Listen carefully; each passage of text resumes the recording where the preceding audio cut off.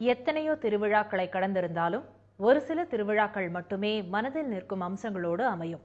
மண்பானைகளில் மட்டுமே சமைக்கும் ஆண்கள், மடியில் வாழை இலை போட்டு மடிச்சாதம் வாங்க வரிசையாய் நிற்கும் பெண்கள் என ஈரோடு அருகே நடக்கும் திருவிழா அத்தகைய ஒன்று. அது பற்றி விவரிக்கிறது இன்றைய சிறப்பு செய்தி.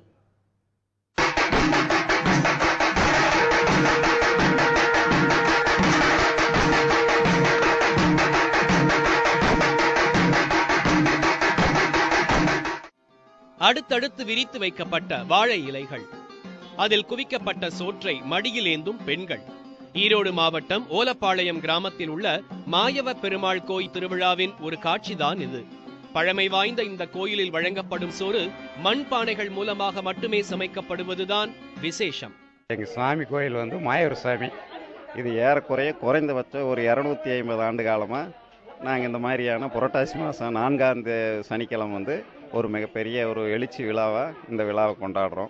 இதில் உள்ளூரை சேர்ந்தவர்கள், ஆண்கள், பெண்கள் அவங்கவுங்க வேலையை சிறப்பான முறையில் செய்து மிகப்பெரிய ஒரு பூஜை பண்ணி அதில் எல்லாத்துக்கும் ஒரு அன்னதானம் சிறப்பான முறையில் மண் பாத்திரத்தினாலேயே அனைத்தும் தயார் செய்யப்படுகிறது அப்படிங்கிறது இங்கே ஒரு விஷயமுங்க.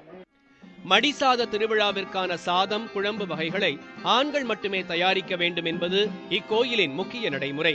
வெங்காயம் முதல் காய்கறிகள் வரை நறுக்கி தரும் கடினமான பணி பெண்களுக்கு ஒதுக்கப்படுகிறது. இந்த சமையல் பணியில் வெளியூர் ஆண்கள் ஈடுபட்டால் பானை உடைந்து போய்விடும் என்பது இங்குள்ளோரிடையே நிலவும் விசித்திர நம்பிக்கை.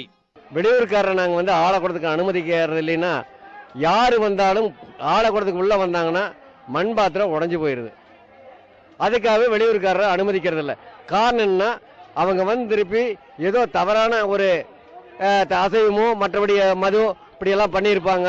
அதனால அவங்க அனுமதிக்கிறது இல்லை. அடுக்கடுக்கான மண்பானைகளில் வடிக்கப்படும் சாதம் மலை போல் குவிக்கப்பட்டு கோமாதா பூஜைக்கு பிறகு வாழை இலைகளில் கொட்டப்படுகிறது. பொரியல், சாம்பார், ரசம், பழங்கள், நாட்டு சர்க்கரை ஆகியவற்றை கடுமையான விரதம் இருந்த 5 பேர் அந்த சாதத்துடன் கலக்கின்றனர். பின்னர் அவை மடியில் இலை தாங்கி வரிசையில் காத்திருப்போருக்கு வழங்கப்படுகிறது. சாமிகிட்ட ஏதாவது வேண்டியிருந்தோம்னா அது நிறைவேறுச்சு அப்படின்னா அடுத்த வருஷம் நம்ம மடிசாதம் வாங்குவாங்க. பெண்கள்லாம் மடியில ஏந்தி வாங்குவது இங்க ஒரு சிறப்பா இருக்குங்க. இங்க கிட்டத்தட்ட நிறைய பேர் பண்றாங்க. ஃபர்ஸ்ட் எல்லாம் கம்மியா இருந்தாங்க. இப்ப கொஞ்ச நாள் ஆக எல்லாரும் வெளியில இருக்கிறவங்களும் தெரிஞ்சு எல்லாருமே செய்யறாங்க. தொட்டியில் கலக்கப்படும் சாம்பார், வரிசையாய் நிற்கும் பானைகளில் காத்திருக்கும் பொரியல்கள் என இந்த வாழை இலை படையலை பெற்று சாப்பிடுவோருக்கு எண்ணியது நிறைவேறும் என்பது பக்தர்களின் நம்பிக்கை. அதிலும் குறிப்பாக புதுமண தம்பதிகள் இங்கு சென்றால் அவர்கள் வாழ்க்கையில் விரிசல்களே வராது என்று இன்றும் பலரால் நம்பப்படுகிறது. மடிசாதம் எடுக்கிறனால பாத்தீங்கன்னா இது இந்த கோயிலோட ஸ்பெஷல். தம்பதியினர் சீரோட சிறப்போட இருப்பாங்க அப்படின்னு சொல்லுவாங்க. இந்த கோயிலோட ஸ்பெஷல் அதுங்க. இப்போ ஒவ்வொருத்தரும் ஒவ்வொரு காரணங்களுக்காக விரதம் இருந்து மடிசாதம் எடுப்பாங்க. மெயினா பாத்தீங்கன்னா தம்பதிகள் சிறப்பா இருப்பாங்க அப்படிங்கறதுதான்.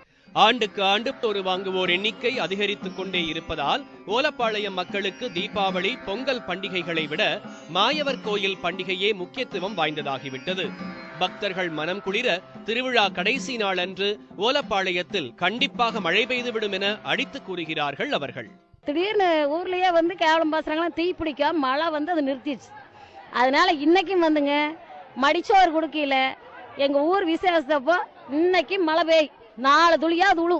கோயிலுக்கு தானமாக வழங்கப்படும் மண்பானைகள், ஆடு, மாடு, கோழி போன்ற கால்நடைகள் திருவிழாவிற்கு பின் ஏலம் விடப்படுகின்றன. ஆண்களின் சுவையான மண்பானை சமையல், அங்கு குவிக்கப்படும் சாதம், வரிசையில் நிற்கும் கூட்டம் என ஆன்மீகத்தையும் கடந்த புது அனுபவமாகவே மாறிப்போய் விடுகிறது இந்த திருவிழாவுக்கு செல்வோரின் மனநிலை. சன் செய்திகளுக்காக AS ரமேஷ் மற்றும் திருமேனி சரவணன்.